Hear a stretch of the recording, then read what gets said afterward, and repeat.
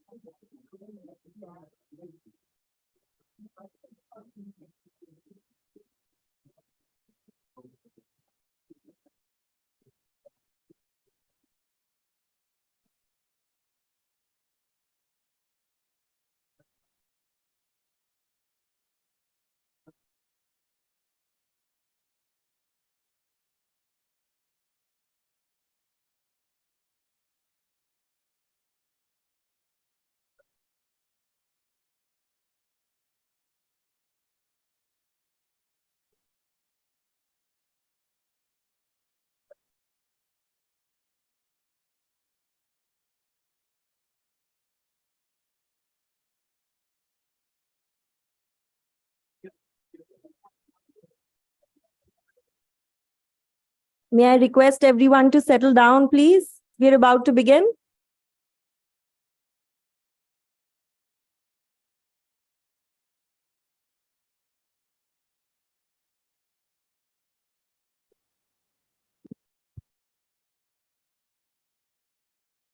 A very good evening to everyone present in this hall and to those who have joined us virtually. I'm Arkaja from Mobile Crashes, and I welcome each one of you to this year's Anita Kaul Memorial Lecture on behalf of Mobile Crashes, Rainbow Homes, Center for Equity Studies, and the Kaul family. This is the sixth lecture in the series of lectures instituted in the memory of Miss Anita Kaul, who left us in 2016. Miss Anita Kaul had a 35-year career in the Indian Administrative Services, of which she worked 25 years in the social sector. She has left an indelible mark in the field of education through her contributions in the National Literacy Mission, the District Primary Education Program, the NCRT, and the Sarva Shiksha Abhiyan. She is also well known for her piloting of the Right to Education Act. Miss Anita Kaul was committed to the welfare of the marginalized, especially women and children. This series of lectures that bear her name are an attempt to carry forward Miss Anita Kaul's legacy and vision. Taking a quick trip down the memory lane, the first lecture was titled Education and Inequality in India, which was delivered by Professor Krishna Kumar and chaired by Professor Shanta Sinha in 2017. The second lecture, titled Realizing the Right to Education for All at the Altar of the Courts or in the Hands of the People, was delivered by Professor Amit Dhanda and chaired by Aruna Roy in 2018. The third lecture, titled Reaffirming Hope, Transformative Education for Equity and Empathy, was delivered by Professor Anita Rampal, who's here with us today as well, and chaired by Mr. Anshu Vesh in 2019. The fourth lecture, titled Challenges to India's Democracy and the Role of the Indian Media, was delivered by Ms. Pamela Philippos and chaired by Dr. Harish Khare. The fifth lecture, for which I was fortunate enough to be present, was titled The Elephant Outside the Classroom, Education for a Democratic India. This was delivered by Ms. Farah Naqvi and chaired by Meenakshi Gopinath. Dr. Meenakshi Gopinath. We have another very exciting lecture lined up this evening that will be delivered by the well-known journalist and writer, Mr. P. Sainath. Mr. P. Sainath is one of the country's senior most journalist and writer, and founder and editor of the People's Archive of Rural India, or PARI. Mr. Sainath has been a journalist and a reporter for 43 years and has covered rural India for over 3 decades. His recently published book, The Last Heroes, Foot Soldiers of Indian Freedom, is the story of millions of ordinary people, farmers, laborers, homemakers, forest produce gatherers, artisans, and others who stood up to the British. The theme for today's lecture is Many Worlds, One Website, Why We Need a Different Kind of Journalism.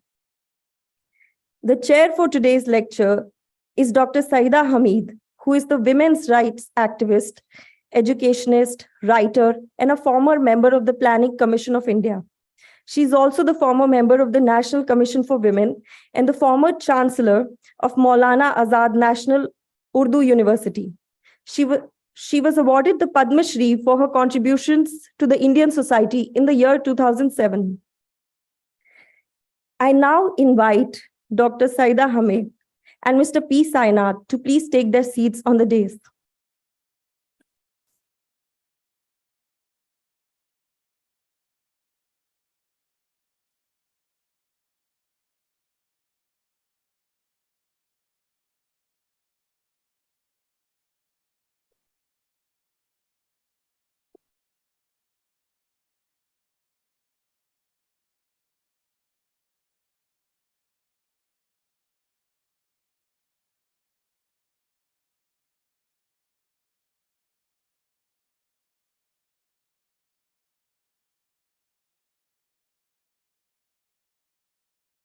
I invite Mr. Sanjay Kaul to give his welcome address.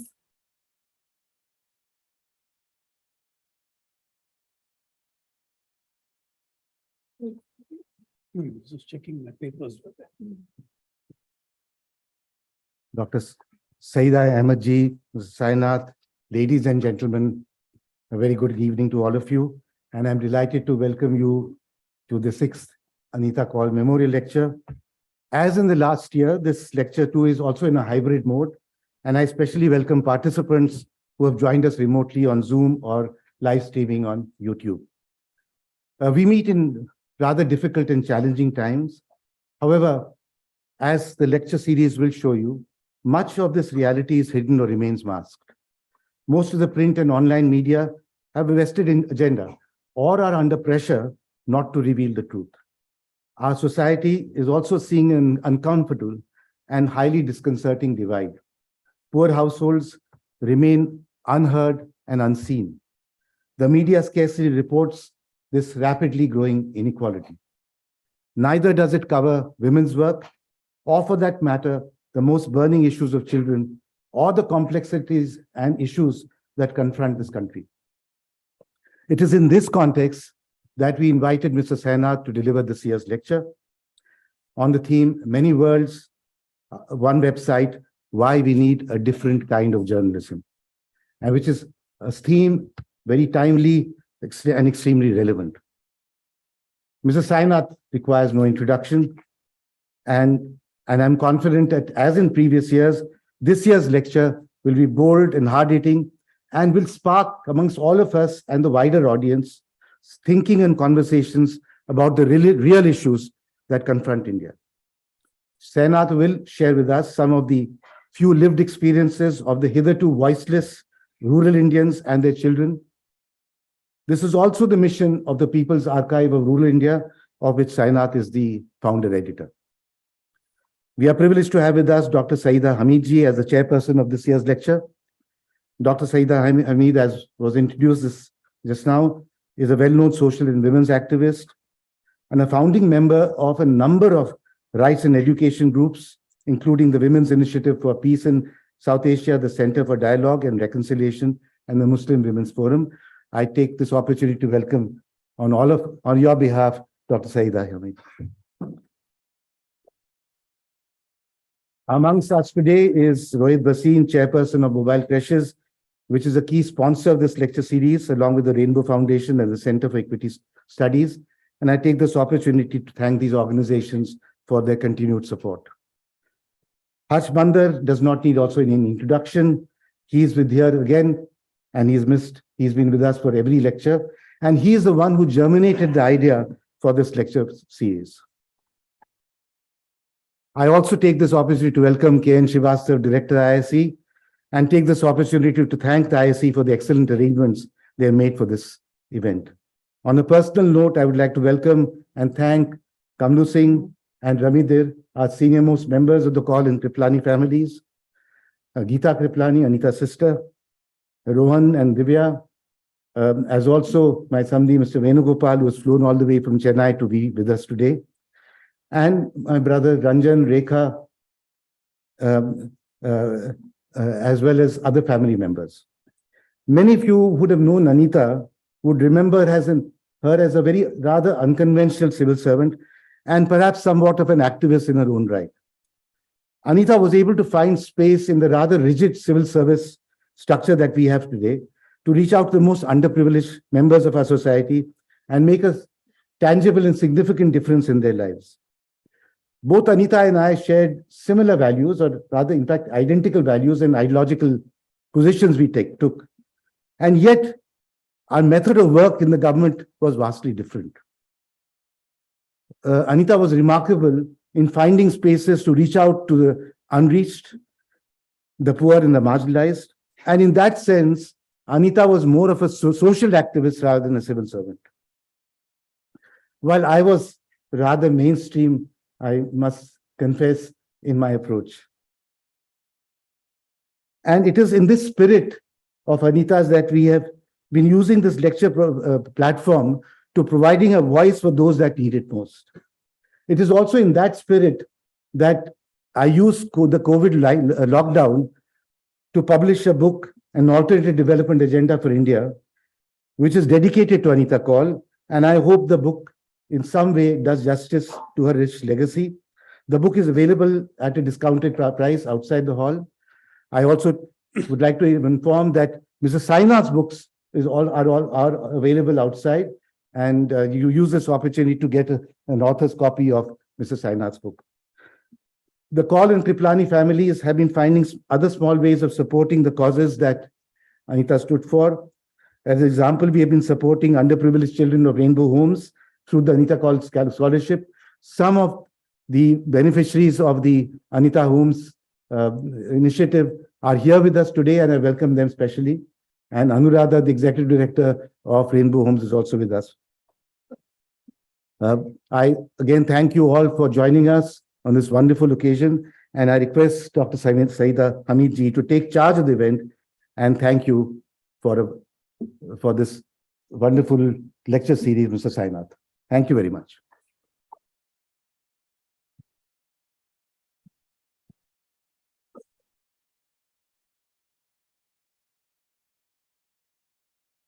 Thank you, Mr. Kaul. I now invite Mr. Harsh Mandar to give his welcome address.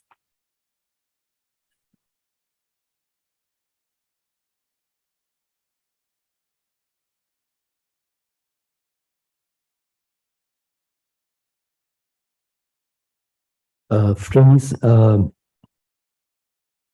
here very briefly to welcome firstly the two wonderful people on the stage who will be speaking with us, and all of you who've gathered here.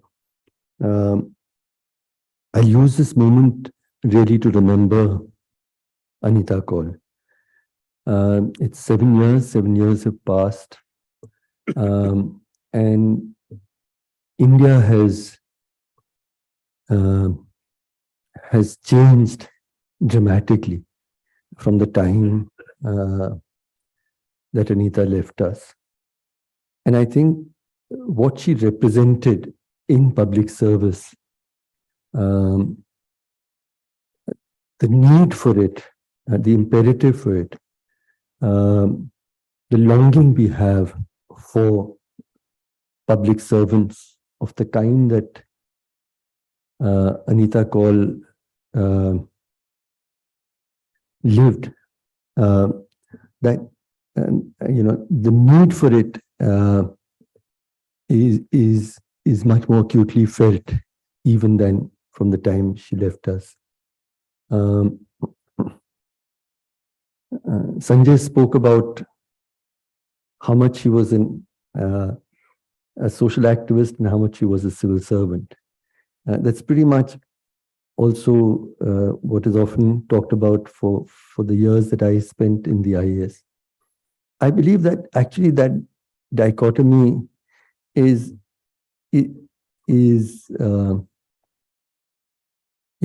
actually somewhat surface.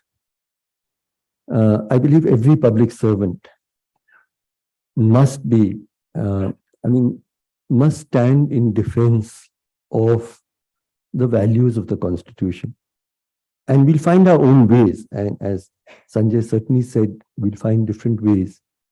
But at a time when I think the Constitution is so profoundly challenged in the values, justice, liberty, equality, fraternity, that we, the people of India, had promised that we would ensure for all we people of India. At a time when that pledge, that solemn promise, seems under probably unprecedented challenge, the role of the civil servant is even more critical.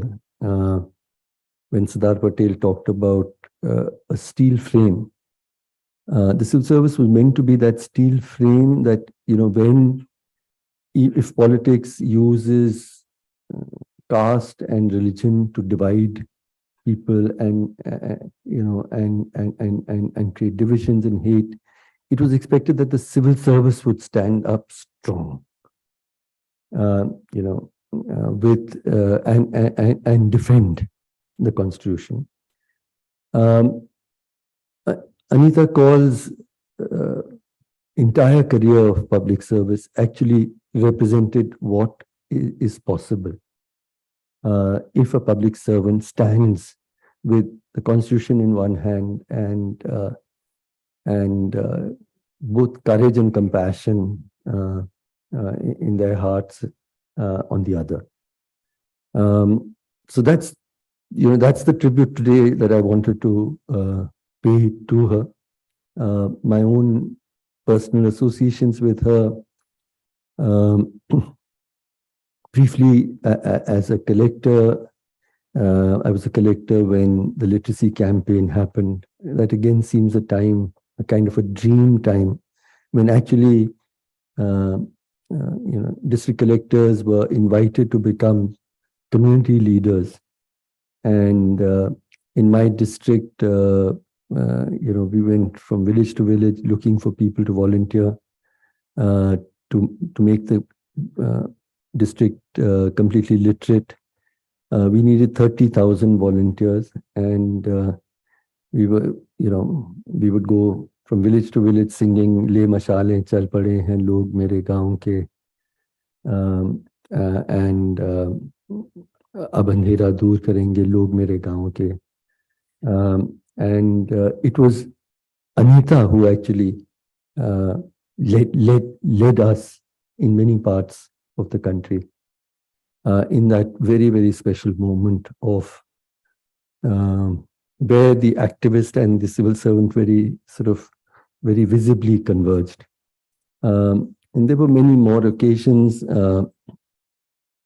after I left the civil service. Since I began to live in Delhi, where my parents lived, I thought I must reach out to who is the most disadvantaged person living in the city. And I saw her to be the homeless child. And from there we started, how can we, and we took inspiration from Sister Cyril. The basic idea was that actually, Sister Cyril, who also passed away, she was a conventional principal of a Loreto convent in Sealda.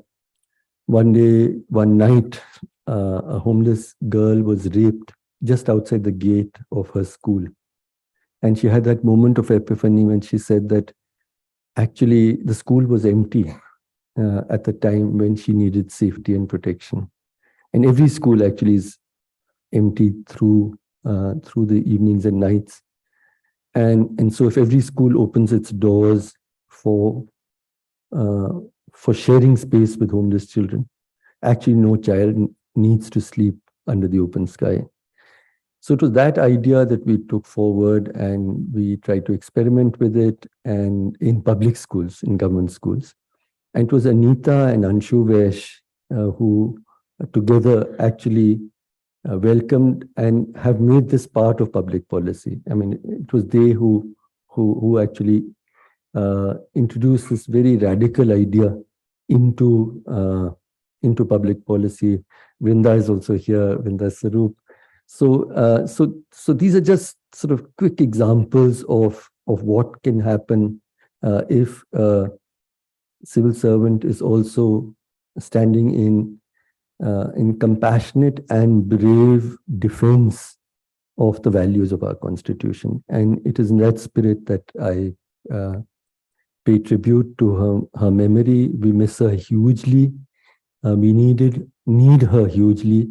And therefore, this gathering every year is a moment to renew our remembrance of all that she stood for. Thank you.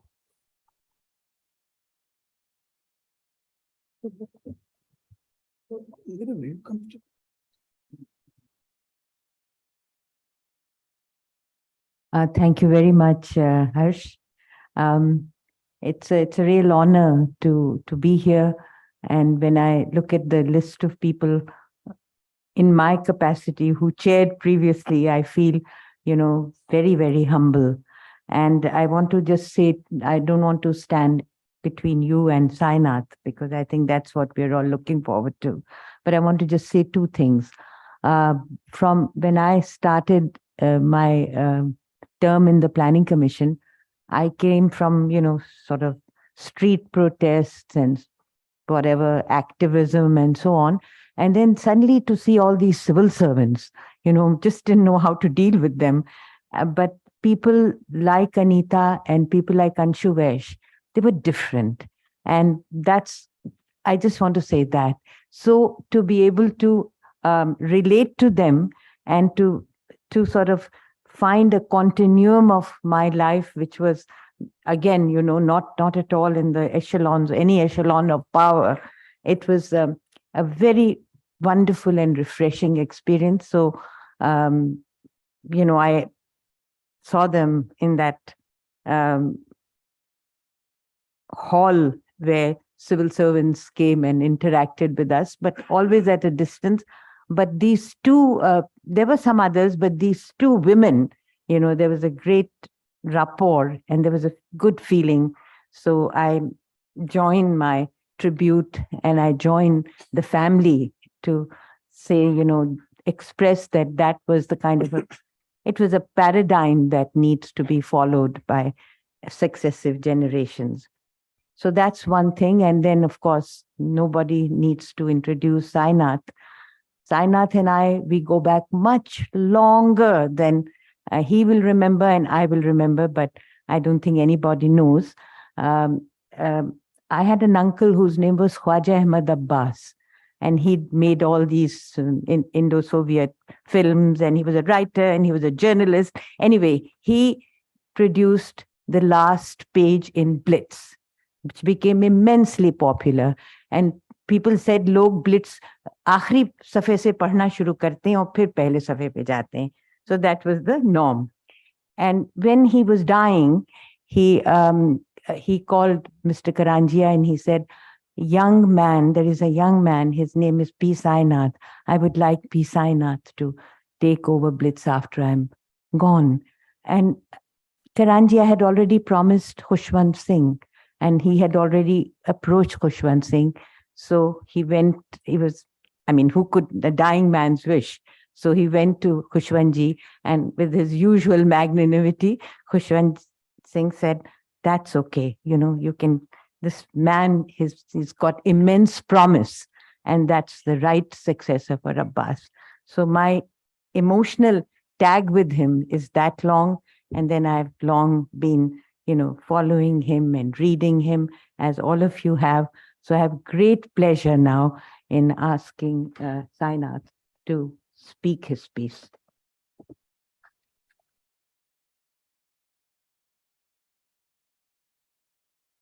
Yeah.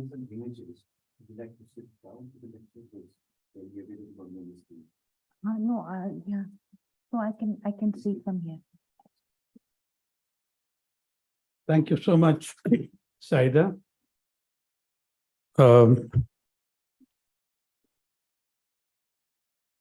Thanks so much, Sanjay, for inviting me to do this memorial lecture. I'm quite honored. And just before I begin, a very quick question to the audience. I think it'll take approximately half a second to reply, to answer. How many of you, you can just put up your hand, or how many of you feel well served or reasonably well served by your media?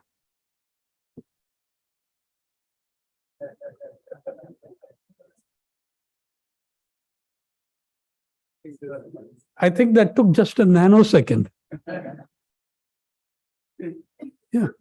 So I don't need to justify that we need a new kind of journalism, but I am going to tell you something about how we as media performed in covering 3 great pandemics that have afflicted India. And if there's time after that, we'll talk about a few other things that how we cover or don't cover at all. The three pandemics that afflicted India, two of which are still raging and very poorly covered. The first, of course, we sort of dealt with, but the aftermath continues, and we keep lying to ourselves about how many people actually died during the pandemic of COVID-19. Yeah. There is still, I have not seen a magazine cover or a newspaper front page do an authoritative investigation survey and say, we think these are the real figures, not one. The COVID-19, in many ways, though, I think COVID-19 was a brilliant autopsy of who we are as a society. It was a brilliant autopsy of Indian society. The corpse was on the table. Each and every nerve, sinew, bone, organ, limb, lung on display for you to see. It had been there earlier, but this time it was harder to turn your head away, right? You were forced to confront it to some extent. However, as I'm always told by people who criticize my rather grim approach to life as they see it, I almost never manage to do a talk without someone asking me at the end, "Sir, can you say something optimistic?" Now, my standard answer to that, just in case anyone is planning on asking me that question, is, there is fake optimism and there's cynical pessimism. Fake optimism is economy growing at 8%, poverty will be history in 60 months. How many times have you heard that since 1991, Sanjay? Fake optimism is the guy falling off the 50th story of the building and saying each floor he passes on the way down, he says, "So far, so good." Is not available for comment later, of course. Cynical pessimism is, the cynical pessimist is the one who says, "Kuch sudhrega nahi." Nothing's going to change. It's always been this way. It'll always be this way. Essentially, both the cynical pessimist and the fake optimist achieve the same result. They absolve themselves of the responsibility of having to do anything. Kuch sudhrega nahi. Why should I do anything? Economy growing at 8%, poverty to be history. Why should I do anything? I don't want to screw it up. Yeah. But in between fake optimism and cynical pessimism, there is a territory called hope. I live there. Yeah. And that's where I'm coming from. Now, anyway, let's look at the optimistic side of COVID-19. Do you know that India added more dollar billionaires than she had in the preceding decade in the first 12 months of the COVID pandemic, and most of them were from the health sector. Most of them were from the health sector. Okay? In 1991, when we embarked on our brave new world of neoliberalism and market as God and everything else, the country had $0 billionaires. And that remained for the first 3-4 years till we got our act together and became productive. 96 or so, we acquired our first dollar billionaire.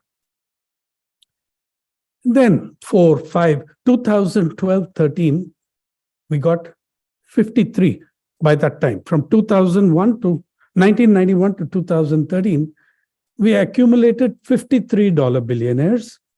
And it was a very why do I take 2012-13? Because it was the year of your socio-economic caste census. So on the one hand, we produced $53 billionaires. On the other hand, we had a figure in the SECC, 75% of rural households, the main breadwinner was taking home 5,000 rupees or less. If you raise the bar to 10,000, 90% of rural households, and by the way, there are 180 million rural households in the 2011 census. Out of those 180 million households, 90%, the main breadwinner took home 10,000 or less. Who were these who took home 10,000 or less? More than 10,000. Something like 8% took home 10,000 or more. But that 8% falls to half if you try sampling it for just Dalits and Adivasis. Falls to about 3.52% in some studies done around it. Who were the Dalits and Adivasis earning more than 10,000? Almost entirely government servants. Okay, PWD, bank, collector's office, the caretaker, whoever. They were the only ones. Those are the jobs, by the way, we've been closing in hundreds of thousands every year for the last 30 years. Yeah. So, but 2019, we had all of $98 billionaires. 98. So if you look 20 years, 98, it meant that you were adding what? I mean, 4 to 5 billionaires each year. But in the first 12 months of the pandemic, we added 42. 42 billionaires, which we had not done in the last several years together. 42 billionaires. And then second 12 months, another 26. Incidentally, now it stands at about 174 billionaires. My source for these numbers are all, apart from the SECC, which is government, is the Oracle Forbes. It's the first page website I bookmark on my PC. I belong to aspirational India, right? So maybe I keep looking, one day I'll find my name. So, you added 42 billionaires. That means we constructed a billionaire every, 70 days? Something like that? Or is it 7 days? I don't know. 48, 365. Yeah. You minted a new billionaire less than every 2 months. Sorry, every month, every 2 weeks, you minted a new billionaire. Who were these guys? And what was the great stuff done? Let me show you. Where is that? Heck. We have that right up here. Sorry about this, but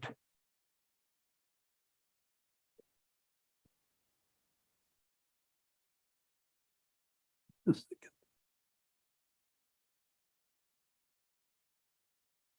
second. Can you help me with that? I had it right here. Yeah.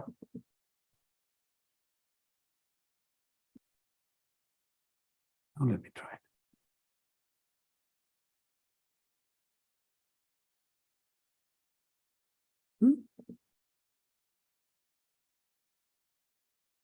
Stop it, please.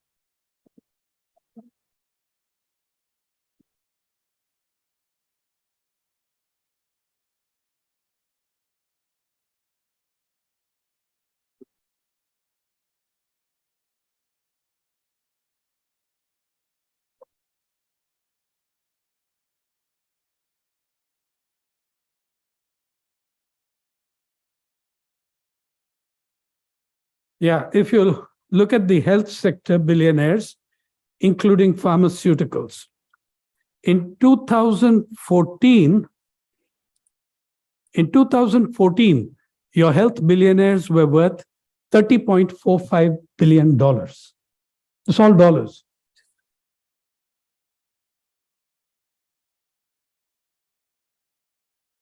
Your health sector billionaires were worth 30 to 35 billion.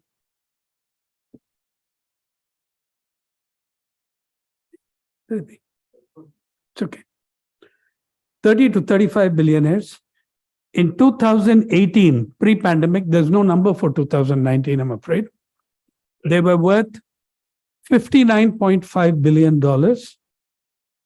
In 2022, well into the pandemic, they had doubled to $112.9 billion. Okay.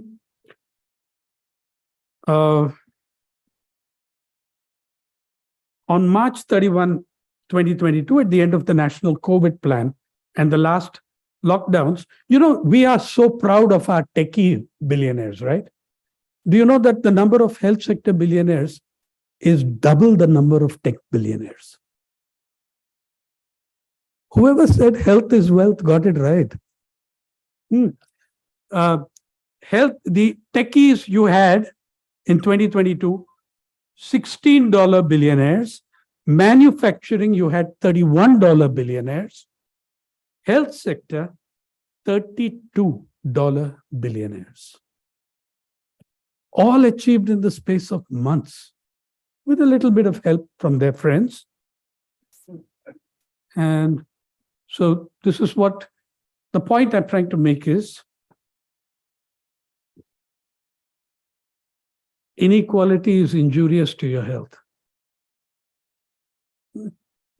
Surgeon General ESP diseases, which stands for economic, social, and political diseases.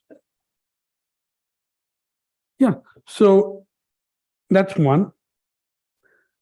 Just look at during the COVID pandemic, you had how the performance of the media. Again, none of this, of course, ever appeared in your media. We celebrate inequality. Oh, now we have come to number 3 in Forbes billionaires list. Here's a nation that has come to number 3 in the Forbes billionaires list, is a number 132 in the UN Human Development Index, is at number 161 in the World Press Freedom Index, is an impossible achievement, 100 in the Environmental Performance Index of Yale and Columbia, 180 out of 180. That's Vishwa Guru. Yeah. So this is one round of the things that you can see. What did they do? Just take a couple of things that happened in the pandemic. What was the biggest episode that, apart from the deaths, was the largest migration of human beings in recorded history, far more than there had been at the time of partition. Now, how did we cover this? Okay. The first, let's take the deaths also. The WHO said you lost 4.7, you had 4.7 million excess deaths. That was the WHO's figure. Lancet said 4.01 million. Johns Hopkins had another number. But once the Vishwa Guru said 481,000, that's it. No questions. During the pandemic, when there were thousands of bodies piling up on the banks of the river Sarayu and Ganga in UP, for a month, the media covered it brilliantly. Okay? And then bang, government advertising was withdrawn and everybody shut up. Except for one paper, which is still paying the price. It's called Dainik Bhaskar. Yeah, it continued that, and then it found itself playing host to ED, IT, customs, and all the usual suspects. So the other thing is, the biggest papers, the most powerful papers with the greatest strength, are always the first to shut up because they have more to lose. You are looking at a media that's very different from what you had in the freedom struggle. You're looking at a media that is corporate owned. You're looking at a media that 80-90% of all circulation is corporate controlled. Now, most of your billionaires, and as I said, you have 174, 32 health sector billionaires. All our billionaires are rent-thick billionaires. They make their money from public resources and contracts with state and government. So they're not looking for a fight with government, right? So you're not going to, if I owned a newspaper and I was in corporate chain in about 200 industries, and by the way, I can actually recite 200 industries in which these corporations are involved, starts with A and goes up to Z because aviation, aeronautics, coal, mining, you name it, they're there. So they've got so much. I mean, conflict of interest is, in the last 20, 30 years, there's been a complete disappearance of the distinction between fourth estate and real estate. Okay, there are newspapers which make more money from rental than they do from their circulation. Couple of them in Mumbai alone. Yeah. So you have, there's no way that they're going to tell you the truth. There's no way that they can do it. And then nor can they tell you the truth about the market which they worship because they are too heavily invested in that market. So they can't.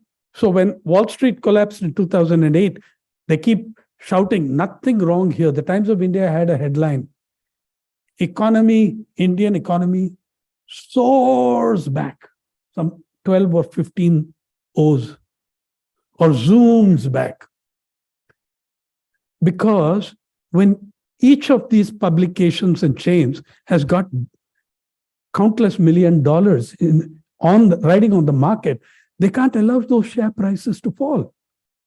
They can't tell you the truth about the share bazaar because they are too heavily involved in it. And by the way, they did lose a lot of money for the first time in 30 years. They made losses, and that gave rise to the phenomenon of paid news, which story I did in 2009 and still hangs around the damn Supreme Court. I mean, I don't know what to do about it, but it's still there, or been buried by the other parties agreeing to whatever. So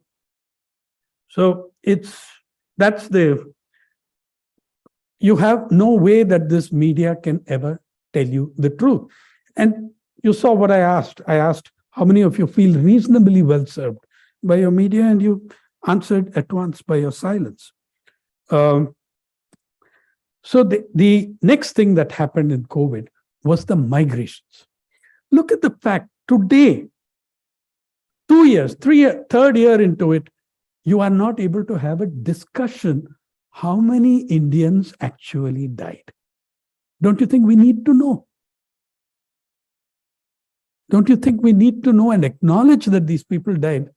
At least the families know that society valued these people.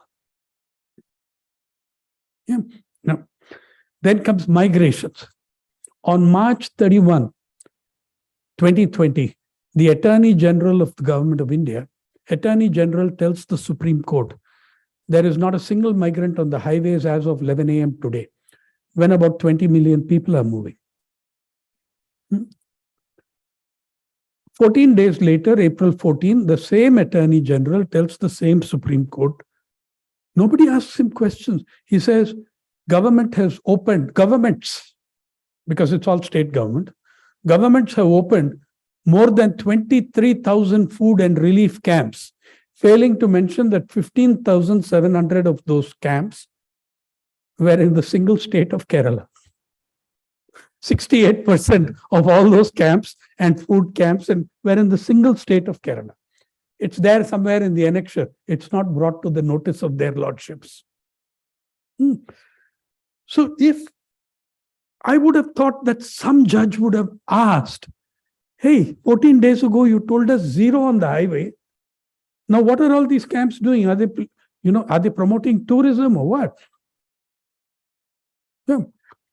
Then, to ensure that they had their way about zero on the highway, they passed GRs. I mean, they had GRs issued. No traffic. There will be no movement of human beings on the highways between 7 p.m. and 7 a.m. What did that do? In the hottest months of the year, April and May, it condemned the migrants to walk in the hottest hours of the day between 7 a.m. and 7 p.m. And many migrants died of fatigue, they died of dehydration, they died of sunstroke. These were your migrants. Oh, is it still on share? Yeah. Let me show you. Oh, I'm sorry. That one migrant I wanted to show you particularly was a young 12-year-old girl called Jamlo. I'm sorry that slide has got dropped off. Jamlo was, and by the way, marginalized communities, already marginalized, like trans people, like the trans artists, traditional artists from the trans community in Madurai, were literally starving. Okay. Now, Jamlo, a 12-year-old girl, chili picker from Chhattisgarh, working in Telangana, both ends of her route I know personally very well. The owners of the fields in Telangana said, buzz off. The government has said lockdown. So hundreds and thousands of chili pickers who had come to the landlord's fields from 260, 200 and 300 kilometers away from deep inside Chhattisgarh walked back to Chhattisgarh between 7 a.m. and 7 p.m. Jamlo walked 140 kilometers, 60 kilometers from her mother's arms in a village in Chhattisgarh. She fell dead of muscle failure, deep fatigue, dehydration. We have no way of ever knowing now how many Jamlos died in this period. We just know of her, by the way, because the People's Archive of Rural India, we didn't, if you remember the so-called reverse migration, all your media did was to escort them to the border of the city. In People's Archive of Rural India, we went back with them to their villages. That's what journalists are supposed to do. That's what reporters are supposed to do. Okay? And our reporter Purushottam Thakur, with whom I was 4 days roaming around in Odisha, I came from there, spoke to the mother, and it was just a heartbreaking story, the family and Jamlos. So the migrants, now remember, they said zero migrants. One of the lovely things about government normally, though this government is sorting out that problem, one of the nice things about government is when one arm of government tells a big lie, some other branch, without knowing anything about what they've said, releases data that totally contradicts it, right? I mean, that's your experience, right? So government saying no migrants, Railways, Indian Railways puts out a press release on May 27th. And by the way, I am proud of the Indian Railways, and I think they had every right to put out a press release patting themselves on the back, because they said between May 1 and May 26, we transported 91 lakh workers on the Shramik trains. Now, by the way, if you're someone like me who travels with those workers, you'll know that 91 lakh simply refers to those who had tickets. Okay? I find that most of the Indian countryside, especially up north, people have a very healthy attitude towards public transport. It's for the public, right? So, I mean, why the hell do you want me to buy a ticket and spoil it all? So they do that. And so look, in 26 days, 9.1 million human beings. And by that time, many millions had already moved on foot, in buses, in lorries, in vans, on scooters. We met guys who went from Mumbai to Madhya Pradesh, traveling to the far end of Madhya Pradesh, traveling some 1,200 kilometers on a scooter in 3-4 days. Yeah. So this was what was happening. This incredible thing. How much of it reflected in our media in terms, we got some great photographs. Yeah. We've got great photographers, but no comment. The only serious political comment in our newspapers today is coming from the cartoonists. And the only serious comment from media people is coming from the stand-up comics. You know, like Acharya in Karnataka, who had that incredible cartoon. I mean, he has one every day. That's lovely. But my favorite was when the Adani thing was collapsing, the photo of repainted photograph of Prime Minister and Mr. Adani's in the luxury plane, and Prime Minister asking Tejasvi Surya, Tejasvi beta, how do I open the emergency exit? You remember Tejasvi Surya opening the emergency exit? So, I mean, the cartoonists are doing a job. The stand-up comics are doing a job. What the heck are the media doing? What are your editors doing? Now, at this point, I must tell you, since I was touring around Odisha, I promise you not less than 8 TV channels and about God knows how many newspapers, because we had a press conference over my book and the place was full since I repeatedly haunt Odisha. Everybody had this question, and I've been getting that question on the phone from all the... Isn't it shameful, this banning of 14 anchors by the India Alliance? I'm also preempting someone asking me that question. Save you the trouble. Isn't it a shame banning this? Isn't it a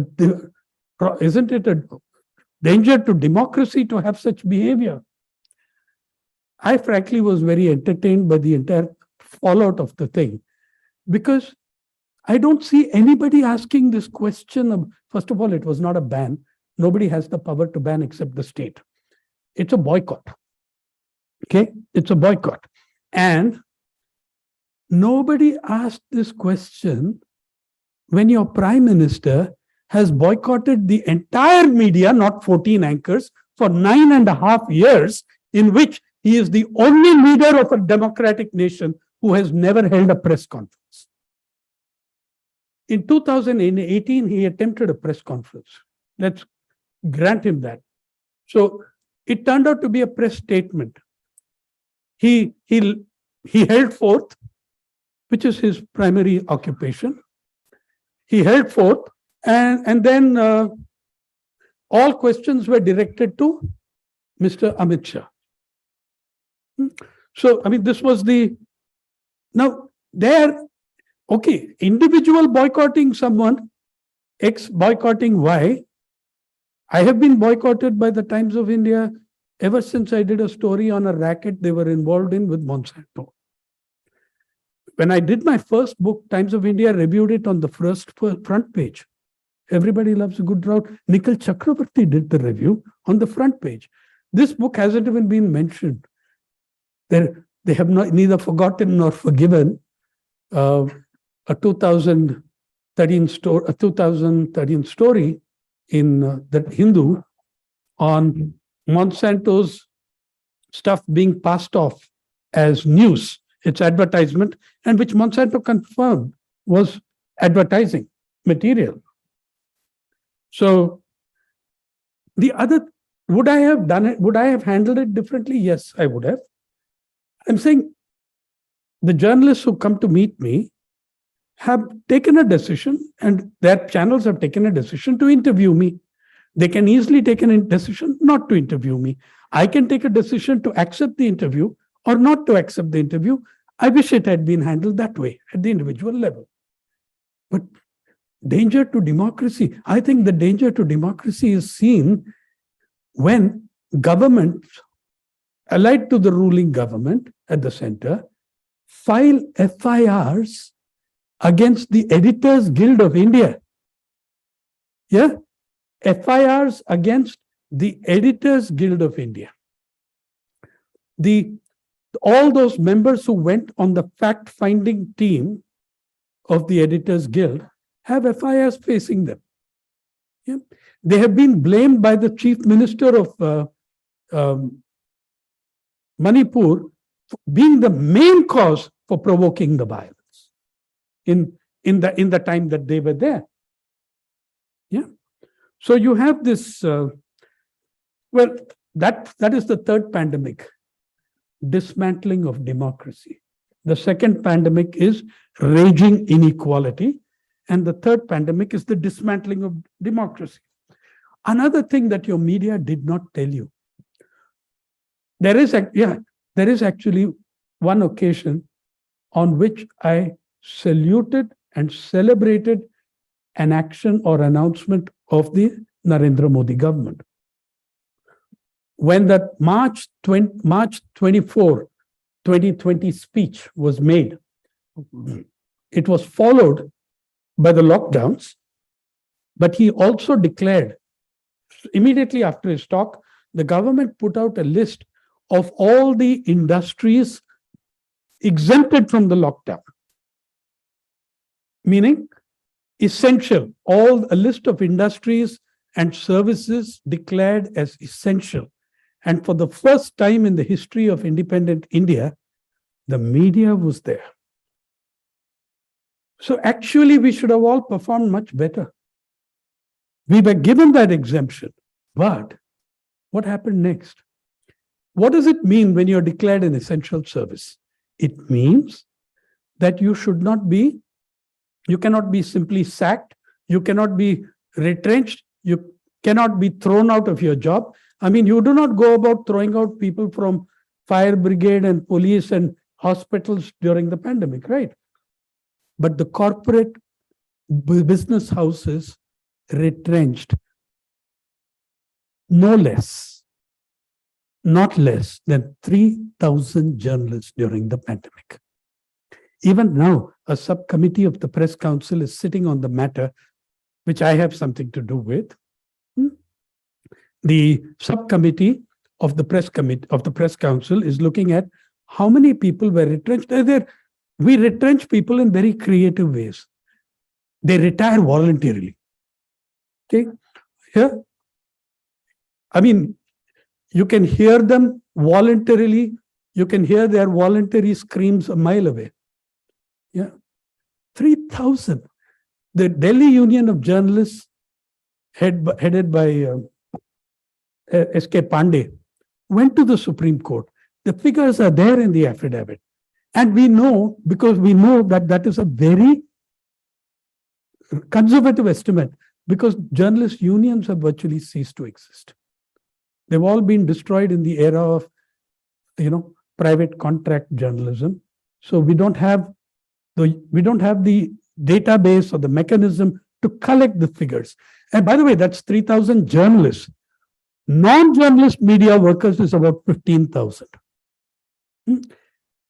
However, it means that they didn't even have an intent to cover the pandemic at the village level at rural India. For your information, in the average national daily in this country,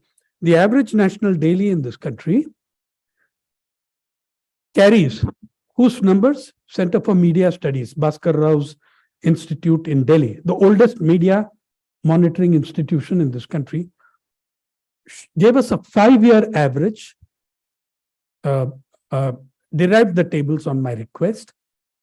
The average national daily allots 0.67% of its front page to news of rural origin. That is 0.67% of news from 69% of the population. On the inside pages of the newspapers, crime and entertainment get more space than all social sector beats put together. Agriculture, environment, climate change, education, all the social sector beats put together. And then crime and entertainment are actually pretty closely linked. I mean, Why do we cover Salman Khan's black buck case? Are we in love with the black buck or with Salman Khan? And there are other black buck poaching cases that don't get covered. So I'm saying that crime and entertainment can be very hard to disentangle. It is very majorly entertainment. And one more thing about the dismantling about the journalism part. Then I come back to my things to show you more about the inequality. I think I'll stop the share so that I'll go back to the share when we have to.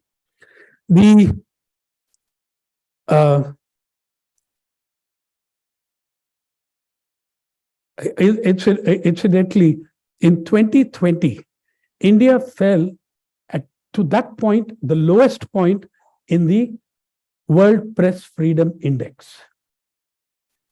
It outraged the government of India when we fell to 142. They've been a little more subdued after we fell to 161 this year. But 142, they were not willing to take it lying down. We never do. I mean, just now we're thrashing the hell out of Canada. So don't mess with us. So the government of India decided to institute a high-power committee to rebut the World Press Freedom Index, and they needed experts. And they formed who ordered I think you would accept that he is the senior most officer of Indian government. This was done at the behest in a letter from the Union Cabinet Secretary, no less. That is a serious level of seniority, right? As far as I understand, the Union Cabinet Secretary should only take his orders from one person. Though in the present environment, 1.5. I don't really know which is the half. But the order came from and it's a published letter, you can see it in the report. Order came from the Union Cabinet Secretary, form such a committee and give a fitting reply to this false methodology that has led to India being wrongly marked at 142. So they formed a thing of 11 bureaucrats.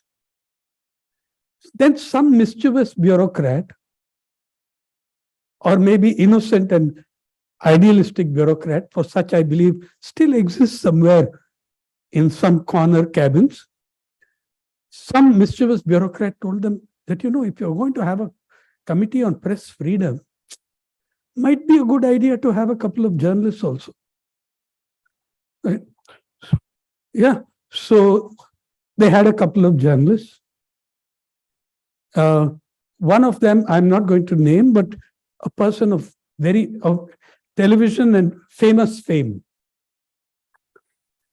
I'm making you go and read the damn thing, okay? I don't have to do everything for you. So the other, that's where I think the mischievous bureaucrat came in, was my name. So they approached me at very high levels.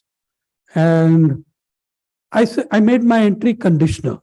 I said, yeah, if you are doing this to just rebut an index by the people you call the Goras in Paris, I'm not interested. I am not interested, and I'm telling you honestly upfront, because if I did a ranking, you'd be much lower than 142. On the other hand, if you are going to look at the state of press freedom in this country, if you are going to look at what is happening, if you're going to look at freedom of expression from the eyes of the Indian journalist, 720 journalists died in the pandemic, very conservative number, but we have the names, addresses, things for 720. No compensation at all. Through the People's Archive of Rural India, we have managed to help 20 odd families. Most of these are your rural stringers, okay, earning all of 4,000, 5,000 rupees a month from that newspaper or channel. Yeah? And leaving families in 4 to 6 lakh debts because of the hospitalization cost, borrowing money from the sahukar to pay the hospital bills, leaving these families in that kind of debt. That's what happened to them. So then they asked me about it. And I said, if you're going to look at the state of press freedom, what it means to journalists in India, then I'm on board.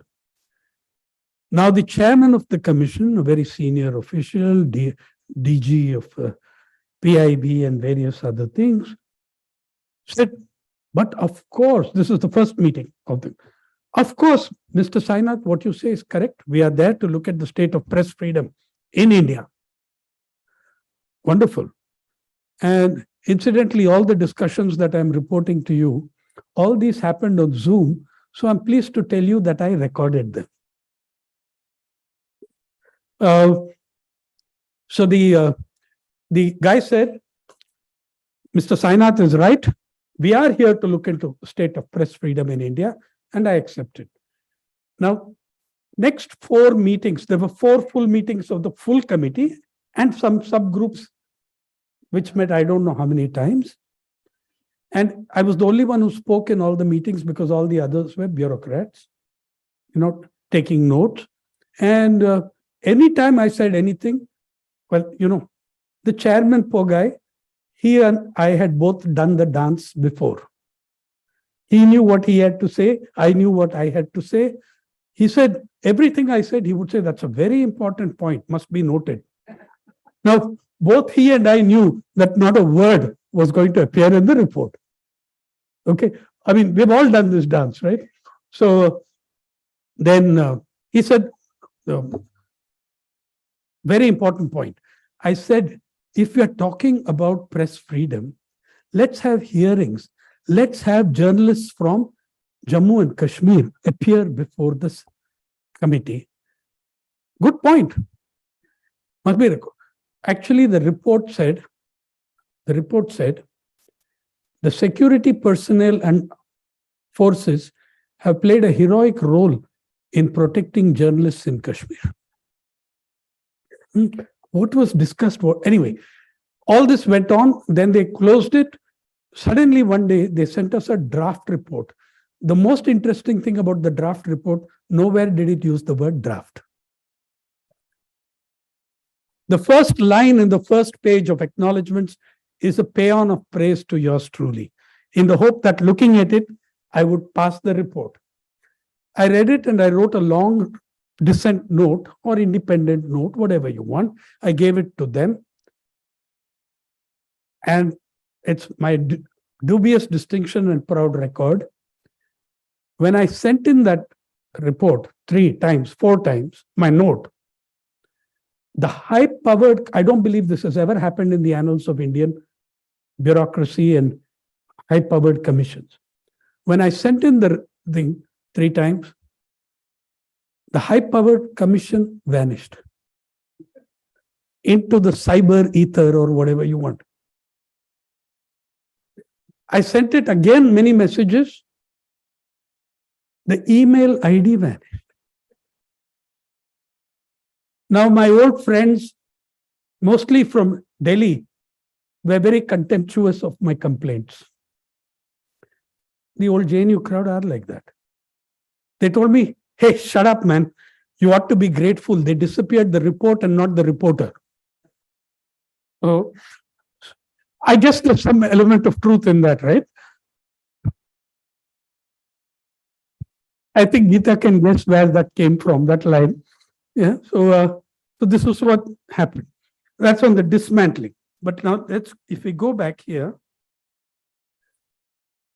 I want to show you a few more slides, and you'll see what happened to education during the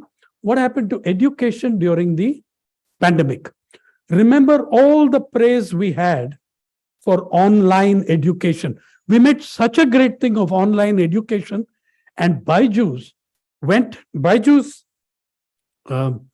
doubled and trebled its value. He's in trouble now, but make hay while the sun shines and money while the virus flourishes. So That was another situation. Even before the pandemic, what was the state of your education? If you look at that, how many kids could actually access things? This is from the National Sample Survey.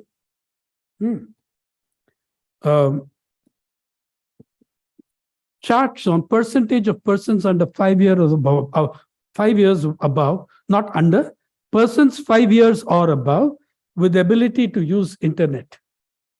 Yeah. Most pathetic figures from every state in the country but 2. What does it show you? Which are those 2 states? The 2 states which are relatively more egalitarian than any other, Kerala and Tamil Nadu. They have the best figures on every parameter. The more unequal you are, the less education your children will get. So then here is percentage of persons 5 years or above who actually use the internet. All your inequalities show up in these 5 tables. Because, by the way, Gujarat is in a league with Odisha and Jharkhand. The Gujarat model is there with Odisha and Jharkhand on a few parameters. But women in Kerala have used computers and have an ability to use computers far greater than men, urban men in the northern states. Okay, what does it tell you? It tells you the more unequal your society, the less your women and children have access to education. That's what it tells you. So you can look at any of these tables and you'll see that. We are simply in the biggest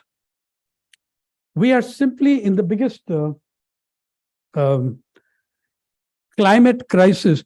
We keep talking about it as if it's something that's about to happen. You are neck deep as a nation in the climate crisis. Okay, all the reporting of climate crisis is one. If you ask readers of the newspapers, it's something happening out in the Amazon forest, or the melting of the Antarctic sheet, or bushfires in Sydney and New South Wales. Yeah. Second, the reporting is all about COP26 and COP27 and what the Vishwa Guru said at the intergovernmental conferences. Incidentally, the word climate change itself is a cop-out, which we have all accepted in order to be able to communicate. The correct word is global warming. Global warming was killed by the oil companies, auto companies, etc. Because if you say globe is warming, the question comes, why is it warming? Then you start looking at who is the major factors in the warming. Climate change is pretty vanilla, right? It doesn't say anything. Seasons change, climate change. Yeah. In Pari, in the People's Archive of Rural India, which we publish every day in 15 languages, including Chhattisgarhi, Bhojpuri, Assamese. Every day, some piece will be up there. In the course of the week, certainly all 15 languages will figure on our thing. Rural India Online, one word, .org. Our reporters, our photographers. Now, this is what's happening with Tamil Nadu seaweed harvesters. These are women who dive into the water 4 to 6 meters in their saris. Now they've got goggles. Before they didn't. And they pluck seaweed from the bottom of the sea or the ocean if it's at Ramnad and bring up that seaweed. It earns millions and millions of dollars for drug industry, food industry. You make your jelly from here. Okay. For the drug and food, they get a few rupees per kilogram. Our photographer dived into the water with them. If you go, we don't have the time, so I'm not going in there. Took photographs. We carried a 57 photo essay of the women who do this work. Yeah. And you know what they are? They're experts on climate change. They'll tell you more about the change in the nature of the seas, of the roughing up of the seas, the warming of the waters. What does PARI do? PARI's entire philosophy is everyday lives of everyday people. And we tell the story even of climate change through the lived experience and voices of those worst affected by it, those on the front line. Incidentally, Wilson, we carried the maximum number of stories on manual scavengers saying, you're doing the thalia for the doctors and the nurse, not even the nurses, only for the doctors. These are your frontline fighters of COVID-19. And they died in large numbers, as you know that better than I do. Not many people know that your food production system is devastated by climate change, which is killing a lot of beneficial pests. I'm sure many of you in the audience know 70% of the world's food is dependent on pollination, on insect pollination. Okay? 70% of the world's food output is dependent. I love the word we think of pests as pests, but scientists use the word beneficial pests. I love the Punjabi word for it. They call it mittar kida. But the pesticides we use every day in our lives destroy the mittar kida and allow for a rebirth and proliferation of dushman kida. I mean, that's my own word. The Punjabi word is mittar kida. I love that word. It's such a beautiful word.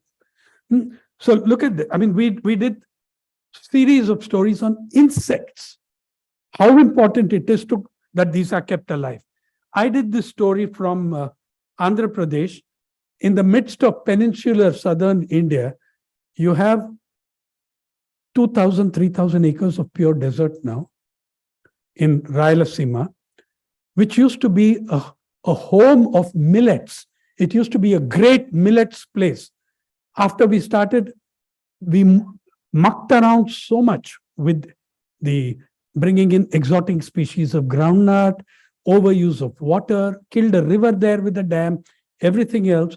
Today, the great benefit that has come from that, the South Indian film industry no longer goes to Jaisalmer and Barmer to shoot desert fight scenes. You can do it in 2 hours drive from Bangalore or 3 hours from Chennai. Right.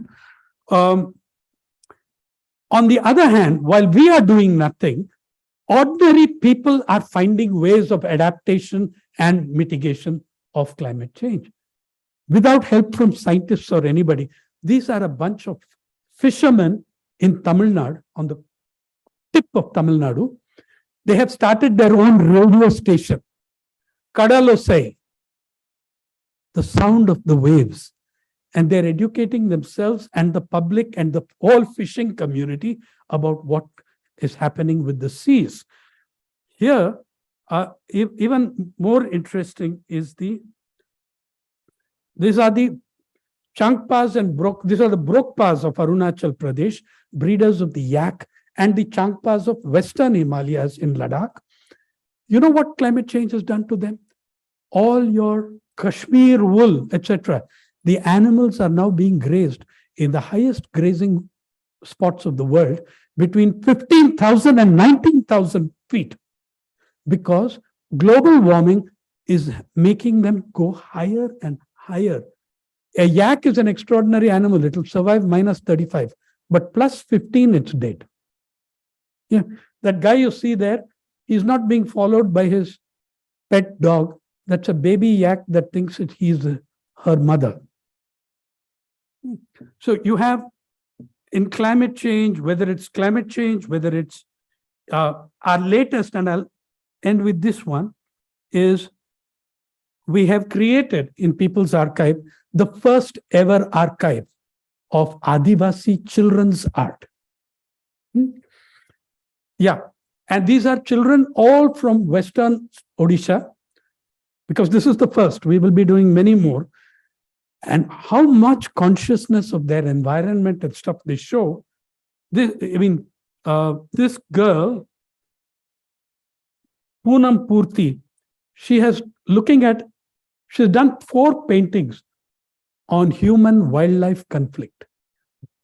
We had her exhibition up in Bhubaneswar 2 days ago. It's still going on.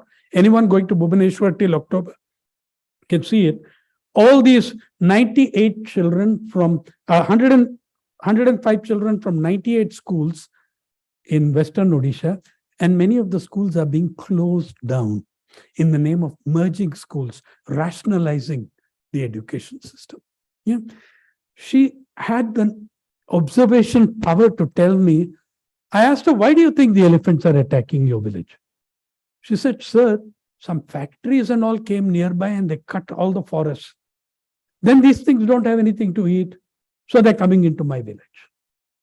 She's done 4 paintings around this. One painting is bears.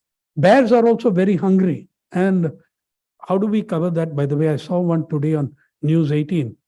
One bear feeding because it miraculously showed up at a temple and it accepted prasad. The damn thing is starving. It'll eat a rubber tire if you give it. So these were those paintings. How did we cover the Kisan Andolan? How did the media cover that? The largest peaceful, legitimate, democratic protest in the world organized at the height of the pandemic. Prior to that, the largest pro-justice movement was Occupy Wall Street, which had 8,000, 10,000 people.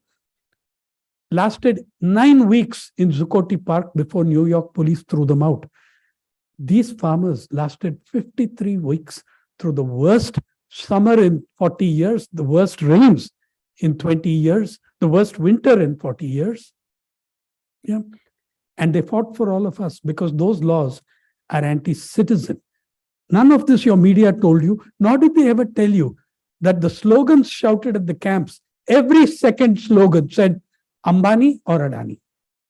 How could they tell you that? Because Mr. Ambani is the biggest owner of media in this country, and what media he doesn't own, he's the biggest private advertiser. Okay.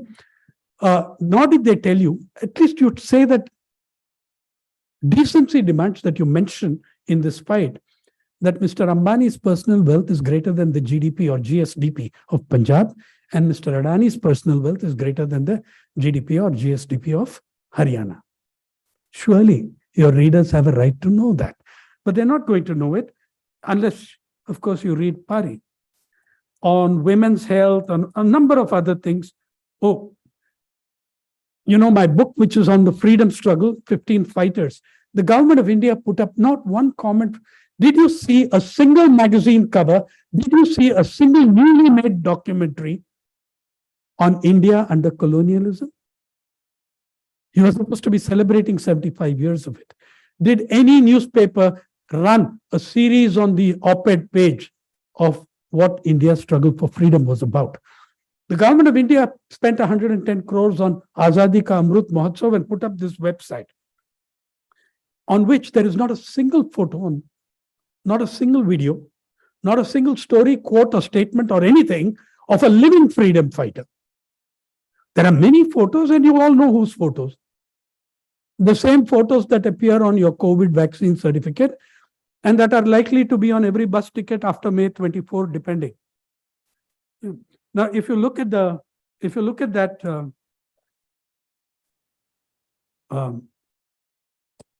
this is the front page. Sorry.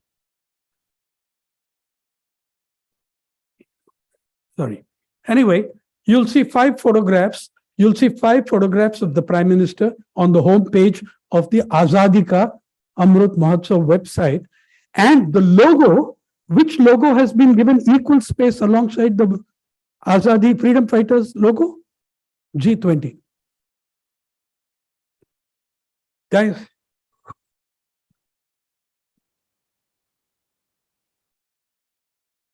I think you'll agree we need a new kind of journalism. Right? I think we need something that actually does journalism. Right now, there are only 2 schools of journalism left. One is journalism and the other is stenography.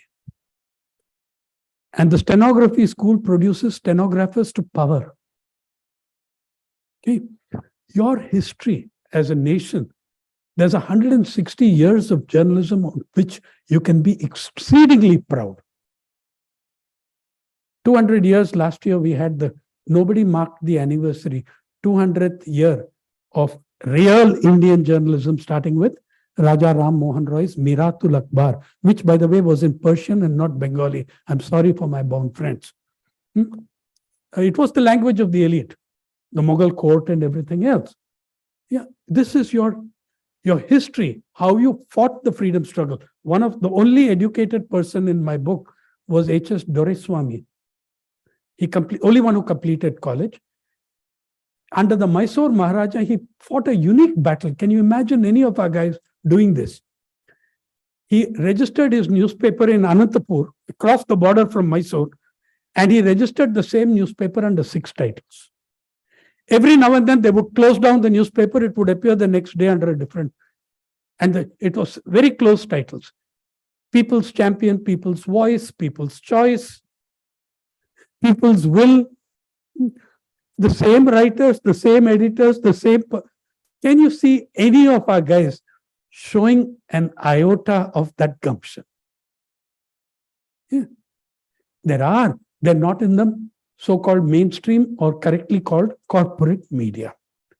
I'm telling you this, the history of greatness in Indian journalism is far greater, far more inspiring than the 30 years of cowardice, corruption, and crawling. Remember your history, retrieve your history.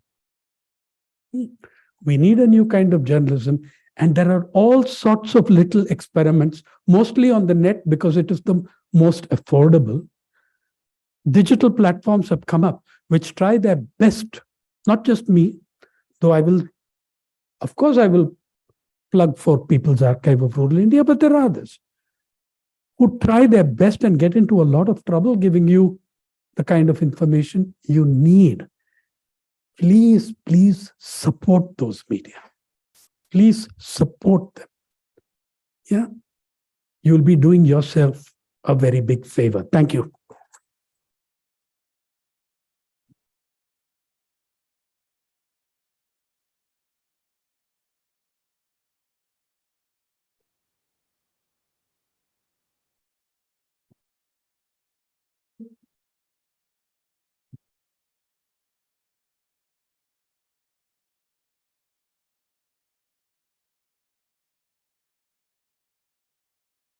Kainath, after that sweep that you have presented before a very appreciative audience in the memory of a person who's so revered by a lot of people sitting here. It's really a daunting task on how I essentialize the knowledge, your experience,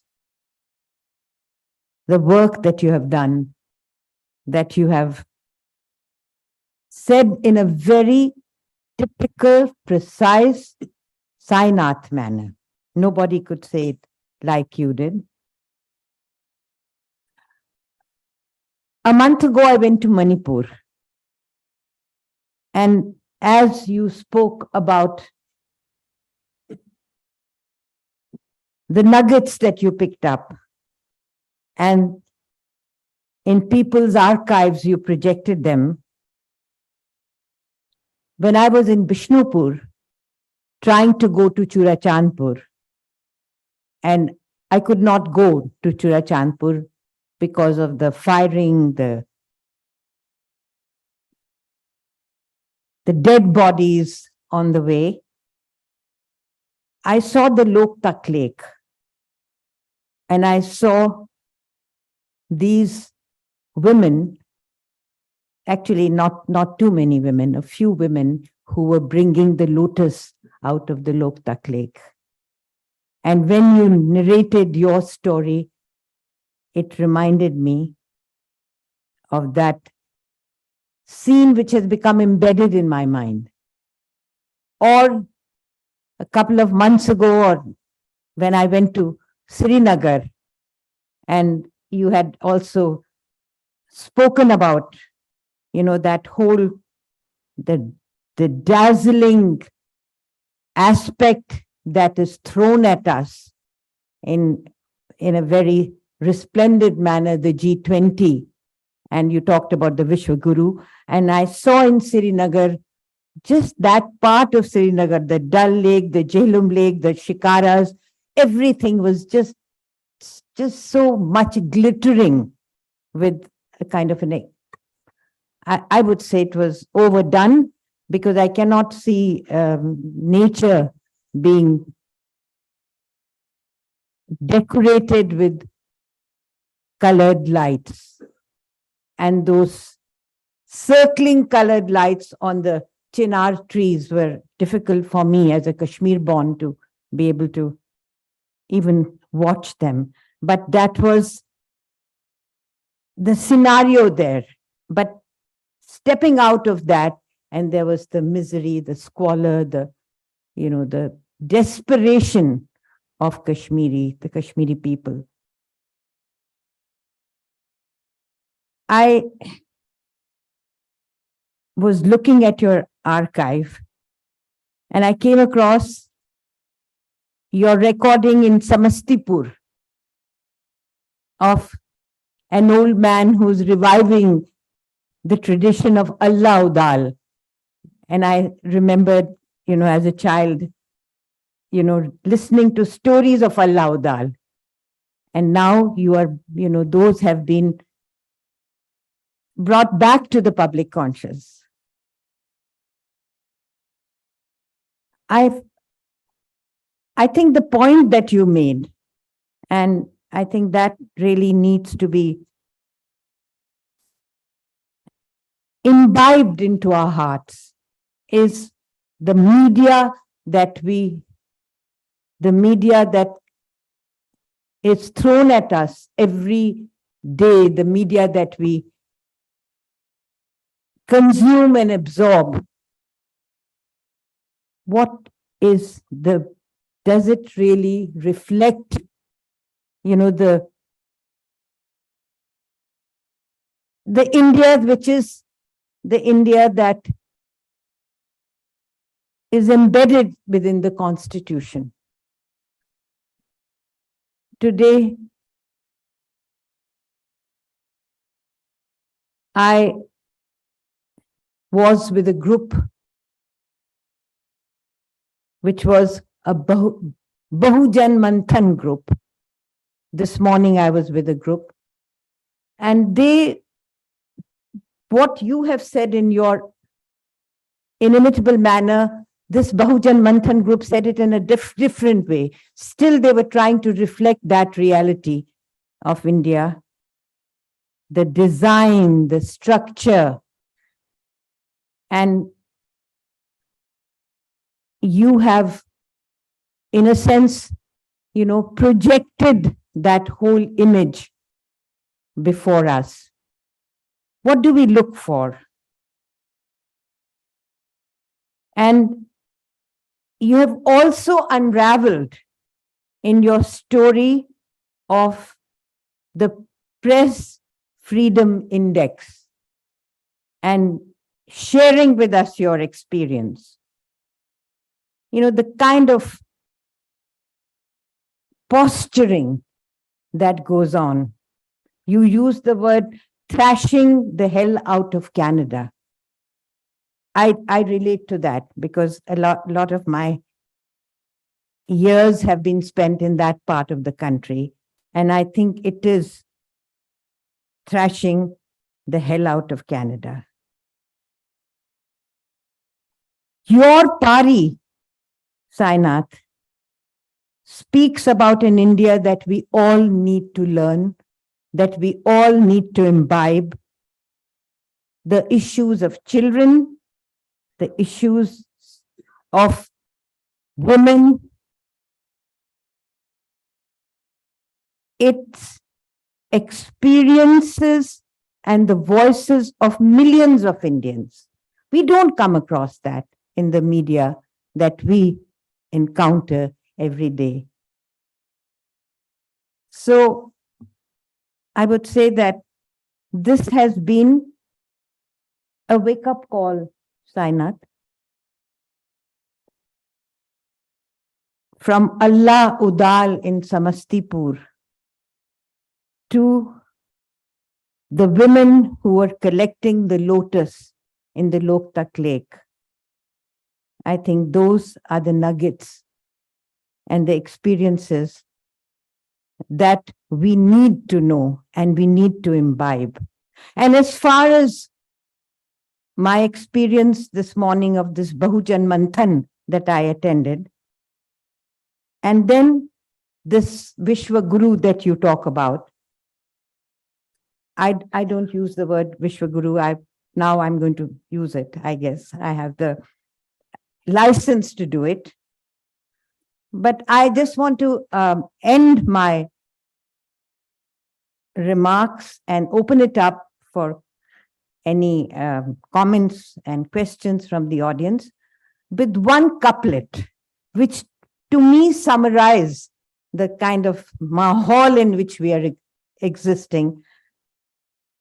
And you listen to it carefully and please use it sometimes. It's a microcosmic view of the world that we are living in and the mahal in which we are living in. Jahan bhi jao, धुआं बखेरो. जहां भी जाओ धुआं बखेरो, जहां भी पहुंचो धमाल कर दो.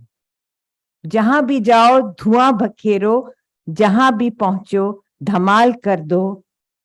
तुम्हें सियासत ने हक दिया है, तुम्हें सियासत में हक दिया है, हरी जमीनों को लाल कर दो. ये जो खून बहता है जिसके जिक्र आपने किया और जो हम रोज देखते हैं और नहीं भी देखते हैं, I think that really is really a wake-up call. And I think that after this very honest and straight from the heart sharing with you, I think we will, probably never be the same again. At least I can say that for myself. So thank you very much, Sainath. And I'll ask our very dear friend, Mr. Kaul, if there are any questions and comments of either from the audience or from, virtually. Yes, sir. At the back. Sainath, आप यहाँ आएंगे?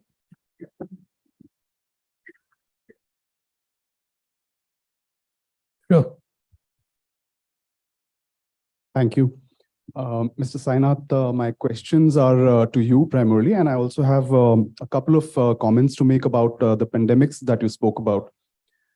I was trying to wrap my head around that, what really the title of this lecture means, many worlds, one website, if you could provide insights into that. And then the second line right there says, why we need a different kind of journalism. And, I was, when I read the creative which was sent to me, the invite, from that time on till almost the last 2 minutes of your lecture, I was really wondering that what's happening in this country today, can it even be defined as journalism, barring a very, limited few? So that's a second question. My third question is about the billionaires that you spoke about, that, there was a big phenomenal rise in the billionaires. I personally don't have any problem in wealth creation and people becoming richer. But my question is that with these billionaires, did they become richer or did they become the billionaires because of a transfer of wealth from the lower segment of the society? That's the question I want an answer for. Yeah. I just want to make a couple of sharings, if you allow, or you want to take the questions and I can share later. I'll do the questions. First, all the data shows you, whether you look at, speaking of creation of wealth, unlike you, I have very serious problems with the accumulation of wealth. You're talking about 174 individuals, at that time 166 in the frame I was giving you, who account for nearly a quarter of equivalent of your GDP. That's a problem. I don't think I can have no problem when 0.000014% of the population, which is 160 people, control wealth equivalent to between a fifth and a fourth of your gross domestic product. To me, that gives the whole other meaning to the word gross. Secondly, how did they become rich? I'm saying it's called disaster capitalism. It happens in the pandemic period. By the way, it's not only the pandemic that's happened. It happened at the time of the tsunami in India. It happened at the time of Hurricane Katrina in the US. In the tsunami of 2004, December 26, in that tsunami, 11 nations were affected, okay? Out of whom 5 had major stock exchanges. The 5 worst affected countries were Indonesia, India, Thailand, Malaysia, Sri Lanka. Okay, these were the worst affected. Within a week, the stock exchanges of all these 5 countries broke all records since the time of founding. Because in the disaster, there was going to be so much money. How come we added 10 people who made $29 billion cumulatively in the year of the pandemic from the health sector? That means, in rupees, by the way, it means your health sector billionaires cumulatively added 5 billion rupees every 24 hours to their wealth. I think I have a problem with that. Okay. Second, if you look at, say, the data is given, there are people who follow wealth, like Forbes does. Credit Suisse, you've heard of the Credit Suisse Bank. They bring out a global wealth data handbook, global wealth report, and global wealth data handbook every year. It shows you that the bottom 30, that there are 10 deciles the population is divided into. The bottom 30% of Indian society, wealth is negative. It used to be 1.5% in the 90s. It used to be 1.5%. It's now minus. This, we are talking about total household wealth. The top 1% in your society have a greater share of your total household wealth than the top 1% of the United States does in its society. I have a problem with that. Then the other thing, whether you call it journalism or not, I think I answered that in the ending conclusion when I said there's only 2 kinds of schools of journalism now. One is journalism and other is stenography. Stenography to power. The stenography to power is so blatantly obvious, and it accounts for about 80% of your media output. I'm trying to draw your attention to the fact that there's another 20% or another 10%. We are a seriously endangered species, okay? And when we are gone, by the way, the climate change will be total. The political climate change will be complete. Right. So that was the 2 of your questions. There was one more in between. The title of the lecture. The title, yeah. The point is that, you see, I didn't use the opportunity to plug Pari enough. What I meant was, there are these thousands. India's diversity is the greatest thing we have. This is rural India is a magical place for journalists. Okay. It is the most complex part of planet Earth. 780 languages, 8 of which are spoken by more than 50 million, 4 of which are spoken by more than 80 million, 1 of which allegedly is spoken by more than 500 million. At the bottom, there are many languages that are dying so fast that 225 languages have died, according to Professor Ganesh Devi, in the last 50 years. So there are many voices.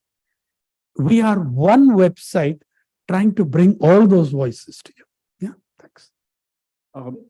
If I can just share about the pandemic which you spoke about Can in we- Manipur. We'll come back to you. Sure. In terms of the time, sorry, sir, we can only have one more question from someone else if there is another question. Otherwise, we are all out of time. Oh, gender balance in questioning also. The lady there at the back, Who is there? hands up there. Yeah, go ahead, please. I don't have a question. I just want to share something if it is okay. So can I, or otherwise, if anyone else has a question, so. fine. Can we have let's do a question. Two question. Let's No. ask, yes. Bhasha, please. Because your journey, the journey you shared now, there is a huge aspiration which Pari has generated through its hard work and a different kind of journalist also under your guidance, and it's going on. What kind of a response, especially from the government sector, from the IAS, from the retired IAS, from the journalism school also, because you have been a mentor for a lot of journalists, and we all have been looking to you with great hope and aspiration. So after the Pari, and especially after 2024, your fan following and the people, how they look, and especially people in the bureaucracy, people in journalism, how the response you are getting? Well, one thing is, in short, Basha, you're asking me, how are we going to survive? Okay. Normally, the question to me is, what is your revenue model? You know,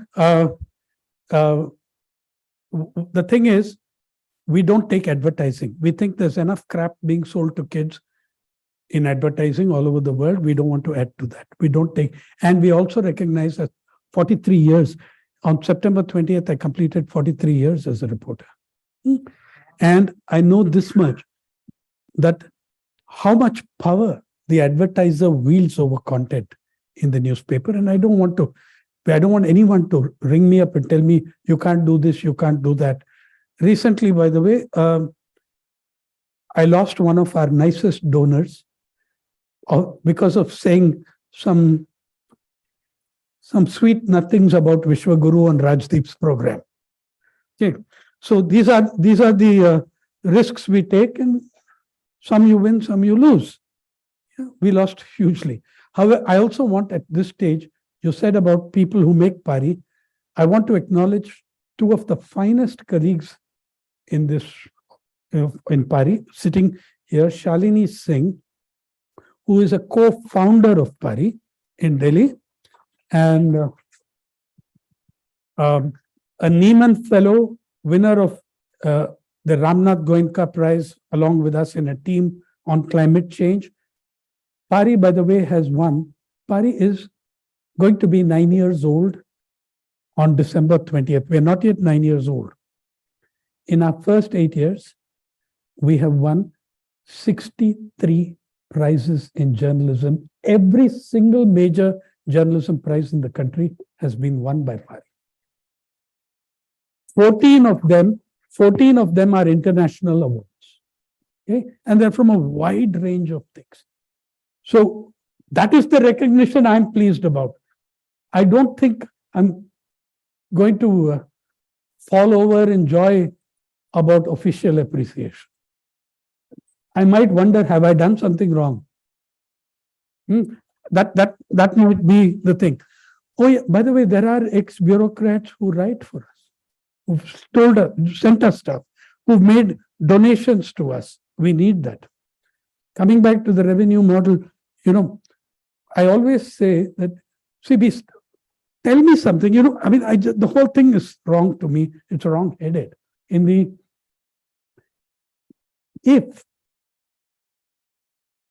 If Shakespeare needed to get his revenue model cleared by the auditors of a VC, venture capitalist, before he wrote before he wrote Julius Caesar or Romeo and Juliet or whatever, would there have been a Shakespeare? Would there have been a Kalidasa if he had to get the VC's approval for his poetry and his, the saleability, and is it marketable? Nothing of value in the creative world would exist if it were dependent on the okay of an auditor of a venture capitalist. But anyway, I've given up because so many people ask me about the revenue model. I say, oh, we follow the BB revenue model. Begging bowl. Okay.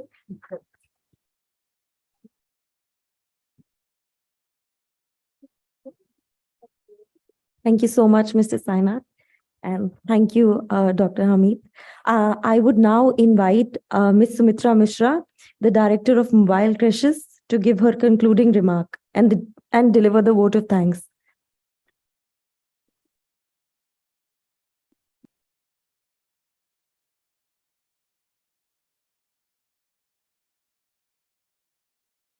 Good evening, friends. Good evening, Mr. Sainath. Good evening, Saida Appa. We're running short of time, and I'm supposed to have a few concluding remarks. All I can say is thank you, Mr. Sainath, for bringing the stories of everyday lives from everyday people, Jamlo's story, and reminding us that we failed many citizens, we failed young children in our pursuit of a shining India. Thank you also for reminding us that despite the violence, the global warming stories, the migration, the pandemic stories, and all of this that has created a widely unequal country for us, yet there were the farmers from across the country, the women divers from Tamil Nadu. There is the young artist from Odisha who give us hope that yes, we walk out of this room this evening with that hope. Anita will be pleased that year after year, we gather around this time of the year to remember her legacy and to remember that there is a good fight still to be fought. And there are still a few courageous, spirited souls, just like you, Saida Appa and Mr. Sainath, and many others before you who continue to fight that good fight. Harsh is here. Good.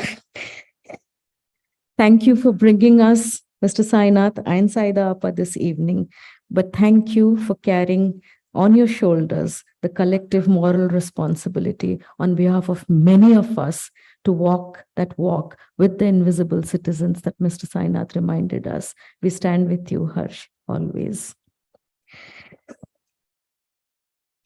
People like Harsh, Mr. Sainath, Saida Appa, the courageous journalists of Pari, and many other digital media independent platforms that you alluded to, Mr. Sainath. You give us the hope from what you started with, that it isn't the fake optimism or the cynical pessimism that we must practice, but it is the hope and the real hope that we must continue to pursue. Thank you, Sanjay, Rohan, and Divya, for your generosity in bringing this evening together, and the entire Kaul and Kriplani family for doing this for us every year, for creating an opening space for like-minded citizens to come together and reflect where have we failed, and is there hope that we reignite at the end of this evening to do something better. Thank you, teams from Rainbow Homes, Center for Equity Studies, and Mobile Creches for doing all the hard work behind this evening to bring us all together. Thank you all. Thank you very much. Thank you.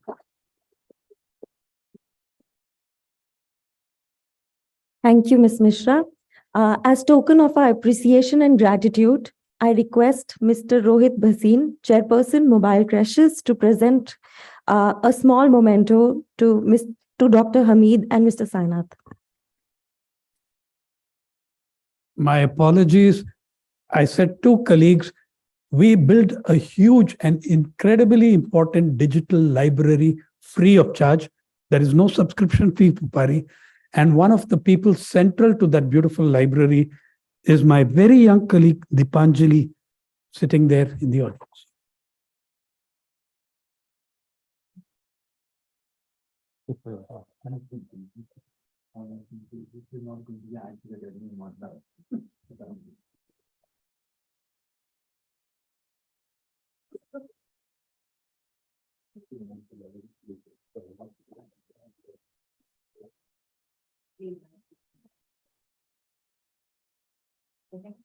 Yeah, I just have to disconnect all this stuff. All right. Thank you, everyone, for being such a patient audience. This brings us to the end of today's evening. And I wish you a good evening. Bye-bye. By the way, the very nice saree you're wearing. No, normally nice saree. This is my mother only.